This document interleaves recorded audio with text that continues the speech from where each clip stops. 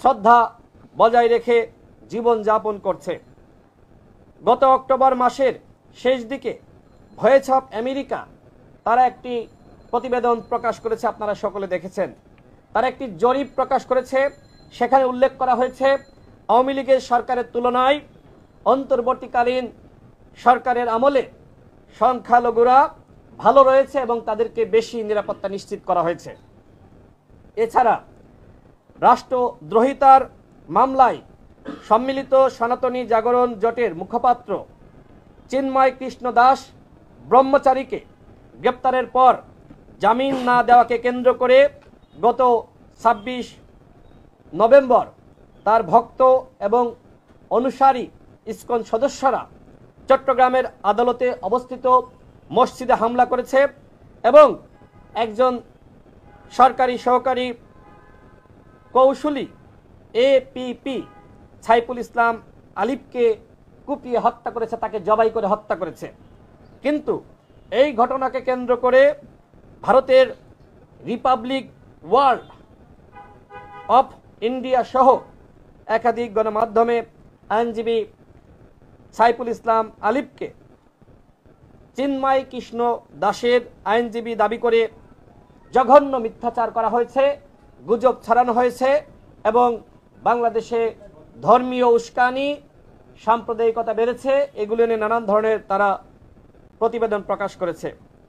ভারতীয় মিডিয়ায় এসব কর্মকাণ্ড মিথ্যাচার এবং নির্লজ্জতার সীমা অতিক্রম করেছে।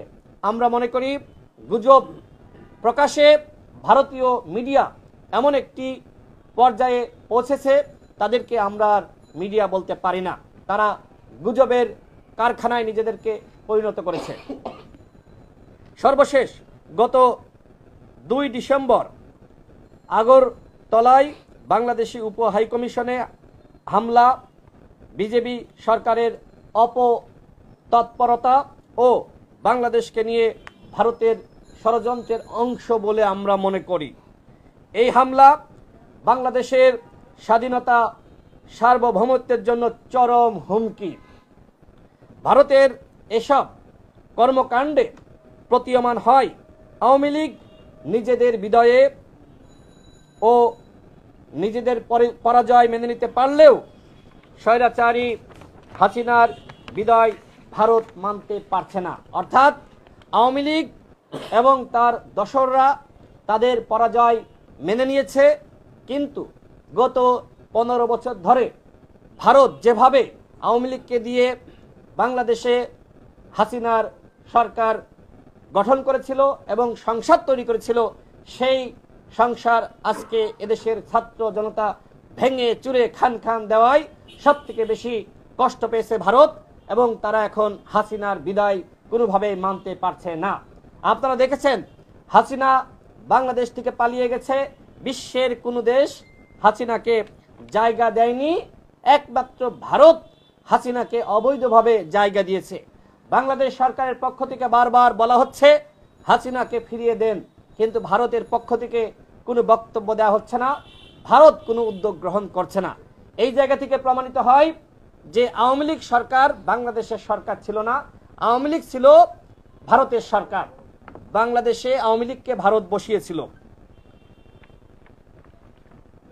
এদেশের বীর ছাত্র জনতা ভারতের পৃষ্ঠপোষকতায় 15 বছর ধরে গড়ে ওঠা হাসিনার মসনদ ভেঙে খান খান করে দিয়েছে, যে কারণে ভারত একের পর এক ষড়যন্ত্র করছে এবং ধর্মীয় উস্কানি দিয়ে বাংলাদেশের সাম্প্রদায়িক সম্প্রীতি বিনষ্ট ও যুদ্ধ লাগানোর একটি অপচেষ্টা করছে। কিন্তু বাংলাদেশের জনগণ কোনো ধরনের উস্কানির ফাঁদে পা না দিয়ে ধৈর্য ও সহনশীলতার সহিত সবকিছু মোকাবেলা করছে। আইনজীবী সাইফুল ইসলামের নির্মম হত্যাকাণ্ড ও চট্টগ্রাম আদালতে মসজিদে হামলার পরেও কোনো হিন্দুর বাড়িতে হামলা হয়নি, কোনো মন্দিরে হামলা হয়নি, বরং হিন্দু ভাইদের এবং মন্দিরের নিরাপত্তা বাড়ানো হয়েছে। এদেশের রাজনীতিক, এদেশের বিভিন্ন অঙ্গনের ব্যক্তিবর্গ, সরকার থেকে শুরু করে দায়িত্বশীল সকলেই দেখবেন তারা দায়িত্বশীল ভূমিকা পালন করেছে। এবং বাংলাদেশের মানুষকে ধৈর্য ধরার আহ্বান করেছে। ভারত মনে করেছিল ষড়যন্ত্রের ফাঁদে পা দিয়ে বাংলাদেশের জনগণ বিভ্রান্ত হবে এবং হিন্দুদের বাড়িঘরে হামলা চালাবে এবং ভাঙচুর করবে, কিন্তু বাংলাদেশের জনগণ সেটি করেনি।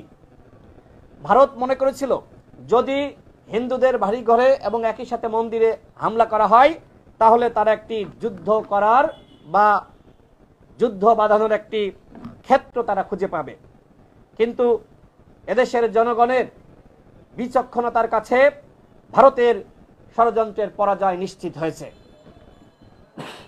শুধুমাত্র বাংলাদেশের বাইরে থেকেই বা ভারত থেকেই ষড়যন্ত্র হচ্ছে এটি কিন্তু নয়, বাংলাদেশেও বিভিন্ন ধরনের ষড়যন্ত্র বিদ্যমান।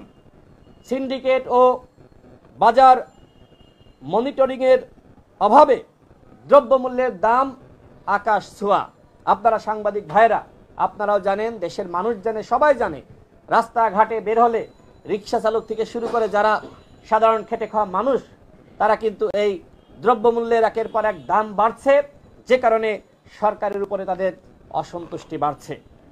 আইন শৃঙ্খলা পরিস্থিতি এখনো পর্যন্ত নিয়ন্ত্রণ করা সম্ভবপর হয়নি। যারা গণহত্যার সাথে সরাসরি জড়িত ছিল জেলাগুলোতে আওয়ামী লীগের যারা হাইকমান্ড এবং কেন্দ্রীয় হাইকমান্ড, সেই উবায়দুল কাদের থেকে শুরু করে আসাদুজ্জামান খান কামাল থেকে শুরু করে উবায়দুল কাদেরের আশপাশে যারা থাকতো, জাহাঙ্গীর কবির, নানক, হানিফ সহ কাউকে এখনো পর্যন্ত গ্রেপ্তার করা হয়নি। আমরা দেখেছি আরাফাতের আটককে কেন্দ্র করে নাটক মঞ্চায়ন করা হয়েছে। আমরা দেখেছি হাসান মাহমুদের আটককে কেন্দ্র করে নাটক মঞ্চায়ন করা হয়েছে। সেনাবাহিনীর পক্ষ থেকে বলা হয়েছিল 626 জন সেনা হেফাজতে রয়েছে। এখনো পর্যন্ত অন্তর্বর্তীকালীন সরকারের মাননীয় প্রধান উপদেষ্টা সেই 626 জনের তালিকা প্রকাশ করেননি। ওই 626 জনের কারা কারা পালিয়ে গেছে, কিভাবে পালিয়ে গেল আমরা সেটি জানতে চাই এবং আবারও দাবি করছি সেই 626 জনের তালিকা অনতিবিলম্বে প্রকাশ করতে হবে। যারা আওয়ামী লীগের হাইকমান্ড উবায়দুল কাদের থেকে শুরু করে জাহাঙ্গীর কবির, নানক সকলকে গ্রেপ্তার করতে হবে। এবং আপনারা লক্ষ্য করে থাকবেন শেখ পরিবারের কাউকে এখনো পর্যন্ত ধরা হয়নি, একজন কেউ না। শেখ পরিবারের এতগুলো এমপি মন্ত্রী কোথায় গেল? সবাই একসাথে পালিয়ে গেছে। আমরা তো খবরে দেখলাম শুধুমাত্র শেখ হাসিনা এবং শেখ রেহানা পালিয়ে গেছে, বাকিরা কোথায়? বাকিদেরকে কিভাবে পালাতে সহযোগিতা করা হয়েছে নাকি তারা এখনো পর্যন্ত দেশেই রয়েছে আমরা জানতে চাই। আমরা সরকারকে বলবো শেখ পরিবারকে ন্যূনতম রক্ষার চেষ্টা করবেন না, বাংলাদেশের জনগণ সেটি মেনে নিবে না। পুলিশ প্রশাসন থেকে শুরু করে সরকারের সকল স্তরে আওয়ামী সুবিধাভোগীদের দ্বারা ষড়যন্ত্র ও রদবদলের নামে তাদের পুনর্বাসন করা হয়েছে। বিচারের আগে আওয়ামী লীগের সাংগঠনিক কার্যক্রম তারা পরিচালনা করতে পারবে কি পারবে না সে বিষয়ে সরকারের একজন উপদেষ্টা এক রকম বক্তব্য প্রদান করেছেন। আমরা দেখেছি সরকারের একজন উপদেষ্টা আসিফ মাহমুদ তিনি গণমাধ্যমের সামনে সংবাদ সম্মেলন করে তিনি বলেছিলেন বিচারের আগে আওয়ামী লীগ সাংগঠনিক কার্যক্রম পরিচালনা করতে পারবে না। আমরা এটিকেই মনে করেছিলাম যে আওয়ামী লীগকে হয়তো নিষিদ্ধ করা হচ্ছে, কিন্তু পরবর্তীতে আমরা দেখলাম মাননীয় প্রধান উপদেষ্টা তিনি বললেন যে বিএনপি চায় না, এই কারণে আমরা আওয়ামী লীগকে নিষিদ্ধ করব না এবং নির্বাচনে তারা অংশ নিতে পারবে। শুধুমাত্র বিএনপি চায় না, বিএনপি তো কোনো দলীয় বক্তব্য বা দলীয় স্টেটমেন্ট প্রকাশ করে নাই, আমরা দেখি নাই। বিএনপির মহাসচিব তিনি একটি রাজনৈতিক বক্তব্য দিয়েছেন, সেই বক্তব্যকে কেন্দ্র করে যদি প্রধান উপদেষ্টা তিনি এই ধরনের সিদ্ধান্ত গ্রহণ করে থাকেন, আমরা মনে করি এই সিদ্ধান্ত শেখ হাসিনার মতন একটি স্বৈরাচারী সিদ্ধান্ত। কারণ আরো দল আছে, আমাদেরকে কি আপনার দল মনে হয় না? অন্যান্য দল নেই, আপনি সবার সাথে একটি জাতীয় সংলাপের আয়োজন করেন, সবাইকে ডাকেন, মতামত গ্রহণ করেন, এরপরে আপনি সিদ্ধান্ত জানান। শুধুমাত্র বিএনপির মহাসচিবের বক্তব্য আমি যতদূর মনে করি এটি বিএনপির দলীয় বক্তব্য না। এই বক্তব্যকে কেন্দ্র করে আওয়ামী লীগের পুনর্বাসন বাংলাদেশের জনগণ কোনোভাবেই মেনে নেবে না। এবং একই সাথে আমরা দেখেছি আনসার কু, বিচার বিভাগীয় কু, নানা বেশে আওয়ামী লীগ ফিরে আসার চেষ্টা করেছে। শিক্ষার্থীদের মধ্যে সংঘর্ষ, তারা কি নিয়ে আন্দোলন করছে, কি দাবি আমরা কেউ জানি না। নানান গোষ্ঠীর একের পর এক আন্দোলন, রাজনৈতিক দলগুলোর সাথে সরকারের বোঝাপড়ার ঘাটতি, এখনো পর্যন্ত শহীদ পরিবারকে পর্যাপ্ত পরিমাণ ক্ষতিপূরণ দেওয়া হয়নি। এবং আহত যোদ্ধাদেরকে আমরা দেখেছি তারা রাস্তা অবরোধ করেছে, তাদেরকে উন্নত চিকিৎসা দেওয়া হচ্ছে না। আমাদের দেশের এ সকল আহত যোদ্ধাদের কারণে আজকে আমরা বাংলাদেশ পেয়েছি, কিন্তু তাদেরকে আমরা দেখলাম না যে উন্নত চিকিৎসার জন্য দেশের বাইরে পাঠানো হয়েছে। আমরা সরকারকে বলবো অনতিবিলম্বে এই আহতদের সুচিকিৎসার ব্যবস্থা করেন এবং শহীদ পরিবারকে, প্রত্যেক পরিবারকে 1 কোটি টাকা করে ক্ষতিপূরণ দিতে হবে। এই 5 লাখ টাকা 2 লাখ টাকার নামের ভিক্ষা, এটি আমরা মানতে পারি না এবং আহতদের সুচিকিৎসার ব্যবস্থা করতে হবে। ব্যবসা বাণিজ্যের অনুকূল পরিবেশ তৈরি করতে না পারা, বিপ্লবের সকল অংশীজনদের নিয়ে ঐক্য ও সংহতির জাতীয় সরকার গঠন না করার ব্যর্থতা এবং উপদেষ্টাদের নানামুখী রাজনৈতিক বক্তব্য এবং কোনো গোষ্ঠী বা সংগঠনকে পৃষ্ঠপোষকতা করা ইত্যাদির কারণে সংকট প্রকট আকার ধারণ করেছে। আমরা দেখেছি কোনো কোনো উপদেষ্টা বিভিন্ন সংগঠনের বিভিন্ন সেমিনারে গিয়েছেন, সেখানে উপস্থিত হয়ে বক্তব্য দিয়েছেন। গণ অধিকার পরিষদ যদি কোনো উপদেষ্টাকে আজকে ডাকে, কোনো উপদেষ্টাকে আসবেন, বিএনপি ডাকলে আসবেন, অন্য দল ডাকলে আসবেন, তাহলে কেন একটি গোষ্ঠী বা একটি সংগঠনকে এইভাবে প্রমোট করা হচ্ছে সেই প্রশ্ন আমরা করছি।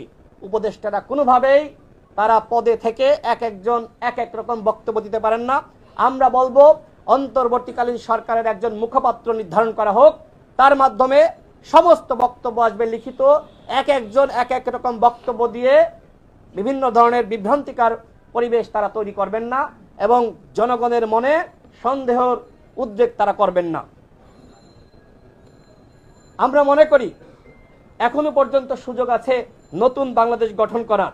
একের পর এক দেশি বিদেশি ষড়যন্ত্র সেই স্বপ্ন বিনষ্ট করতে পারে যদি আমরা সতর্ক না হই। এমতো অবস্থায় জাতীয় ঐক্য ও সংহতি প্রতিষ্ঠার কোনো বিকল্প নাই। কিন্তু জাতীয় ঐক্য ও সংহতির ভিত্তি কি হবে এখনো পর্যন্ত আমরা সেটি নির্ধারণ করতে পারি নাই।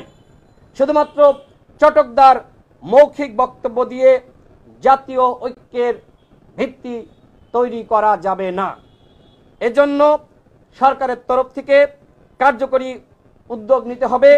এই লক্ষ্যে অন্তর্বর্তীকালীন সরকারের মাননীয় প্রধান উপদেষ্টাকে জাতীয় সংলাপ আয়োজন করার আহ্বান জানাচ্ছে গণ অধিকার পরিষদ। প্রিয় সাংবাদিক ভাইয়েরা, আপনারা দেখেছেন বিএনপি এবং জামাতের সাথে অন্তর্বর্তীকালীন সরকারের মাননীয় প্রধান উপদেষ্টার সংলাপ হয়েছে।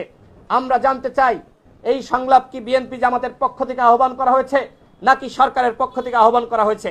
যদি সরকারের পক্ষ থেকে আহ্বান করা হয়ে থাকে তাহলে বাকি দলগুলোর সাথে কেন সংলাপ করা হলো না সেই প্রশ্ন আমি মাননীয় প্রধান উপদেষ্টার কাছে করছি। গণ অধিকার পরিষদ সবসময় শান্তি এবং শৃঙ্খলায় বিশ্বাস করে। আপনারা জানেন 2018 সালের যে ঐতিহাসিক কোটা সংস্কার আন্দোলন, সেই 18 সাল থেকে 24 সাল পর্যন্ত একটানা আমরা আন্দোলন চালিয়ে গিয়েছি। এই আন্দোলনে রাজনৈতিক দলগুলোকে সম্পৃক্ত করার জন্য গণ অধিকার পরিষদ কাজ করেছে। যেহেতু কোটা সংস্কার আন্দোলনের লিগাসি আমরা বহন করতাম, সেজন্য আমরা এই আন্দোলনকে সফল করার সর্বাত্মক ভূমিকা রেখেছি। আমরা মনে করি সরকারের উচিত সকল দল এবং অংশীজনকে সাথে নিয়ে দ্রুত সময়ের মধ্যে আলোচনায় বসা, জাতীয় ঐক্য এবং সংহতি প্রতিষ্ঠা করা, অন্যথায় এই বিপ্লব ব্যাহত হতে পারে। আপনাদের যদি কোনো প্রশ্ন থাকে প্রশ্ন করতে পারেন।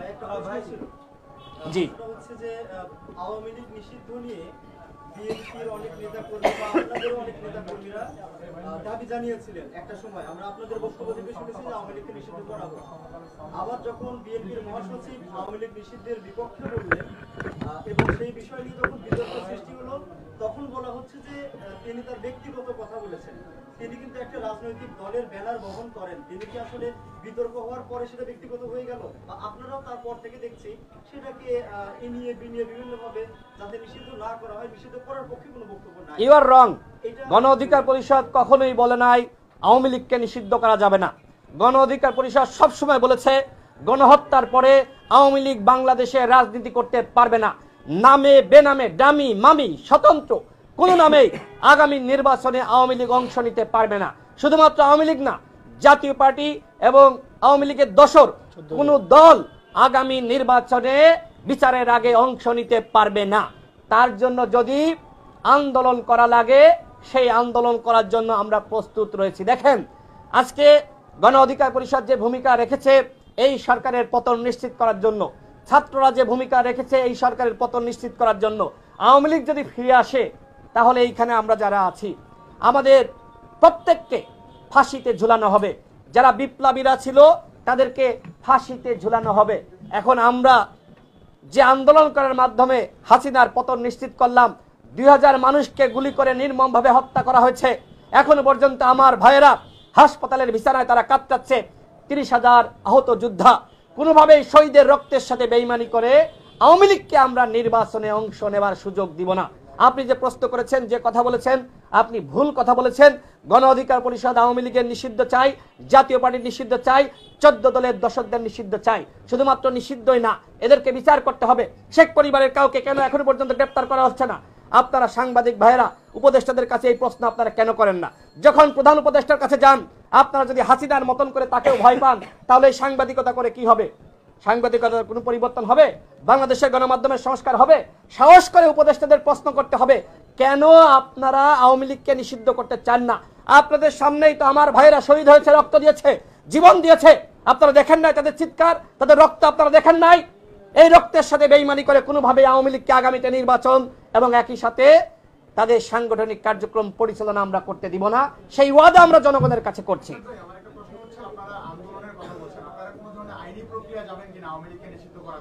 দেখেন, আমরা এই সরকারকে আমরা বসিয়েছি আন্দোলন করার মাধ্যমে, স্যাক্রিফাইস করার মাধ্যমে। আমাদের আন্দোলন সংগ্রাম সম্পর্কে, সরকার বিরোধী ভূমিকা সম্পর্কে আপনারা সকলে জানেন। সরকারকে আমরা বসিয়েছি। গণহত্যার মামলা অমক তমককে করতে বলা হয়, কেন সরকারের পক্ষ থেকে মামলা করা যায় না? গণহত্যার দায়ে সরকার মামলা করবে, অথচ সরকার মামলা না করে এই যে আজকে এক ধরনের ভাওতাবাজি চলছে। শহীদ পরিবারকে বলা হচ্ছে আপনারা মামলা করেন। শহীদ পরিবার অনেকে লেখাপড়া জানে না, অনেক কিছু বোঝে না। এখন তাদের উপর যদি দায় চাপাই দেওয়া হয় তাহলে হবে? সরকারকে বলবো, আপনারা আওয়ামী লীগের বিরুদ্ধে গণহত্যার দায়ে স্ব-উদ্যোগে মামলা করেন। আমরা দেখেছিলাম বৈষম্য বিরোধী ছাত্র আন্দোলনের 2 জন নেতা হাসনাত এবং সার্জিস, গণমাধ্যমে খবর এসেছে, তারা রিট করেছিলেন আওয়ামী লীগকে নিষিদ্ধের দাবিতে। পরবর্তীতে আমরা দেখলাম যে সেই রিট তারা প্রত্যাহার করেছেন। কেন? কি কারণে? কি চাপে? উপদেষ্টারা কি তাদেরকে চাপ দিয়েছেন? সেই প্রশ্ন আমরা জানতে চাই। আজকে যারা সরকারে রয়েছে, সরকারের সংগঠন হিসেবে মানুষ যাদেরকে মনে করছে বৈষম্য বিরোধী ছাত্র আন্দোলন এবং জাতীয় নাগরিক কমিটি, কারণ তারা সরকারের সাথে বিভিন্নভাবে সম্পৃক্ত। আমরা কেউ সম্পৃক্ত না, আমরা রাজনৈতিক দল, আমরা রাজনীতি করছি। আজকে নাগরিক কমিটি এবং বৈষম্য বিরোধী ছাত্র আন্দোলন কেন আওয়ামী লীগকে নিষিদ্ধের ব্যাপারে রাজপথে আন্দোলনের ডাক দিচ্ছে না? তারা আন্দোলনের ডাক দিয়েছিল হাসিনার পতনের দাবিতে, এদেশের রাজনৈতিক দলগুলো ঝাঁপিয়ে পড়েছিল। কিন্তু আজকে তারা কেন আওয়ামী লীগকে নিষিদ্ধ করার ব্যাপারে তারা কোনো কর্মসূচি দিচ্ছে না? সেই প্রশ্ন আমি তাদের কাছে করছি। শুধুমাত্র চটকদার বক্তব্য দিয়ে ঘরে বসে থাকলে হবে না, কার্যকরী পদক্ষেপ নিতে হবে। গণ অধিকার পরিষদের পক্ষ থেকে 64 জেলায় আওয়ামী লীগকে নিষিদ্ধের দাবিতে কর্মসূচি দেওয়া হবে। আওয়ামী লীগ আগামী নির্বাচনের নামে বেনামে স্বতন্ত্র কোনো নামে অংশ নিতে পারবে না। এবং একই সাথে যারা 14 সালের ইলেকশনে অংশ নিয়েছে, যারা 18 সালের ইলেকশনে অংশ নিয়েছে, ভিন্ন মতের বিএনপি জামাত ব্যতীত আওয়ামী লীগের দোসররা এবং আওয়ামী লীগ, এবং যারা আপনার 18 সালের ইলেকশন, 14 সালের ইলেকশন এবং 24 সালের ইলেকশনে অংশ নিয়েছে, তাদেরকে অবশ্যই আগামী নির্বাচনে অংশ নিতে দেওয়া যাবে না। সেই জন্য সাংবাদিক ভাইদেরকে বলবো, আপনারা আরো বেশি বেশি সোচ্চার থাকেন। আপনারা জাতির বিবেক, আপনারা যদি এই আওয়ামী লীগের বিরুদ্ধে সোচ্চার হন, কিভাবে আওয়ামী লীগ গণমাধ্যমকে ধ্বংস করেছিল আপনারা প্রত্যেকে জানেন। আমি বলবো আমরা আমাদের দায়িত্ব পালন করছি। সাংবাদিক ভাইরা প্রধান উপদেষ্টার কাছে প্রশ্ন করেন, এই প্রশ্ন আপনাদের করতে হবে যে মাননীয় প্রধান উপদেষ্টা, শুধুমাত্র বিএনপির বক্তব্যের উপর ভিত্তি করে আপনি কি আওয়ামী লীগকে নিষিদ্ধ না করার সিদ্ধান্ত নিতে পারেন? শুধুমাত্র বিএনপির মহাসচিবের বক্তব্যের উপর ভিত্তি করে আপনি কি আগামী নির্বাচনে আওয়ামী লীগ, জাতীয় পার্টি সহ তাদের দোসরদের অংশ নেওয়ার সুযোগ দিতে পারেন? এই প্রশ্ন প্রধান উপদেষ্টাতে করেন, আমাদেরকে না করে প্রধান উপদেষ্টাকে প্রশ্ন করেন। আমরা সকলে নিষিদ্ধ চাই। বিএনপি গতকাল তার বক্তব্য ক্লিয়ার করেছে। বিএনপির সিনিয়র যুগ্ম মহাসচিব রুহুল কবির রিজভী তিনি বলেছেন যে আওয়ামী লীগকে নিষিদ্ধ করা হবে কি হবে না, তারা নির্বাচনে অংশ নিতে পারবে কি পারবে না, এই সিদ্ধান্ত একান্তই সরকারের। সুতরাং বল এখন সরকারের কোর্টে, সরকারকে সিদ্ধান্ত নিতে হবে। আওয়ামী লীগকে নিষিদ্ধ না করা হলে, আগামী নির্বাচনে অংশ নেওয়ার সুযোগ দেওয়া হলে সেই দায় একান্তই অন্তর্বর্তীকালীন সরকারের, আমাদের না। রাশেদ ভাই, ভারতে অবস্থিত বাংলাদেশি উপ হাইকমিশনে যে হামলা হয়েছে এর জন্য কি আপনারা রাজপথে কোনো কর্মসূচি দিবেন কিনা? গতকাল রাতেই আমাদের ছাত্র অধিকার পরিষদের নেতৃবৃন্দরা, যুব অধিকার পরিষদের নেতৃবৃন্দরা, গণ অধিকার পরিষদের নেতৃবৃন্দরা ঢাকা বিশ্ববিদ্যালয় এবং এই পল্টনে তার প্রতিবাদে ইনস্ট্যান্ট বিক্ষোভ মিছিল করেছে এবং প্রতিবাদ জানিয়েছে। আমরা দলের পক্ষ থেকে আনুষ্ঠানিকভাবে আমরা আজকে এই সংবাদ সম্মেলন করছি। আমরা আমাদের নেতাকর্মীদের বলবো, আপনারা সোচ্চার থাকুন। ভারতীয় আধিপত্য এবং আগ্রাসনের বিরুদ্ধে গণ অধিকার পরিষদের চেয়ে রাজপথে কর্মসূচি বেশি আর কোনো দল পালন করে নাই। আপনারা জানেন ডাকসুতে আমাদের উপর কেন হামলা করা হয়েছিল? কারণ আমরা ভারতের আগ্রাসনের বিরুদ্ধে রাজপথে নেমেছিলাম। আমাদেরকে ডাকসুতে ওই সাদ্দাম এবং কুখ্যাত সঞ্জিত কোথায় আজকে তারা আমাদেরকে হত্যা চেষ্টা করেছিল। আমরাই সর্বপ্রথম বাংলাদেশের রয়্যাল এজেন্ট, ভারতের এজেন্টদের বিরুদ্ধে আমরা সংগ্রাম করেছি, প্রতিবাদ করেছি। আমরাই সর্বপ্রথম ভারতীয় আগ্রাসনের বিরুদ্ধে বাংলাদেশে সাংগঠনিকভাবে ঘোষণা দেওয়ার মাধ্যমে আমরা কর্মসূচি পালন করেছি। সেই মোদী বিরোধী আন্দোলন আপনারা ভুলে গিয়েছেন। একমাত্র ছাত্র অধিকার পরিষদ এবং যুব অধিকার পরিষদ সর্বপ্রথম রাজপথে নেমেছিল, এর আগে কোনো দল নামে নাই। সুতরাং বাংলাদেশে যে আন্দোলন আগ্রাসনের বিরুদ্ধে শুরু হয়েছে, সেই আন্দোলন আনুষ্ঠানিকভাবে রাজপথে কর্মসূচি পালন করার মাধ্যমে সেটি করেছে গণ অধিকার পরিষদ, ছাত্র অধিকার পরিষদ, শ্রমিক পেশাজীবী অধিকার পরিষদ। চট্টগ্রামে আমাদের সহযোদ্ধাদেরকে সর্বপ্রথম গ্রেপ্তার করা হয়েছিল আগ্রাসনের প্রতিবাদ করার কারণে। নরেন্দ্র মোদী বাংলাদেশে আসবে এই কারণে আমাদের নামে মামলা দেওয়া হয়েছিল, আমাদের সহযোদ্ধাদেরকে গ্রেপ্তার করা হয়েছিল, রিমান্ডে নির্যাতন করা হয়েছিল।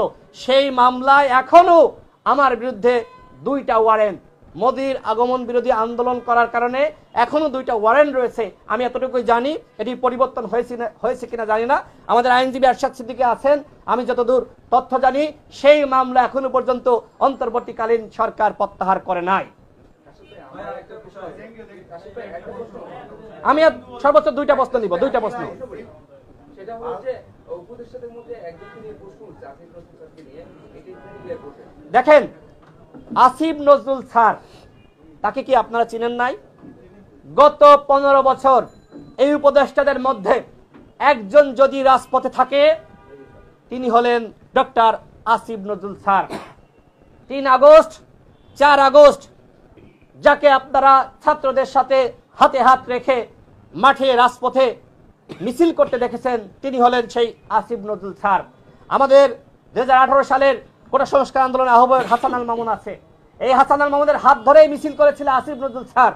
সুতরাং আজকে তার বিরুদ্ধে যারা গুজব রটাচ্ছে তাদের কাছে আমার প্রশ্ন, বাংলাদেশে আসেন, আন্দোলন করেন, দেখেন কত কঠিন।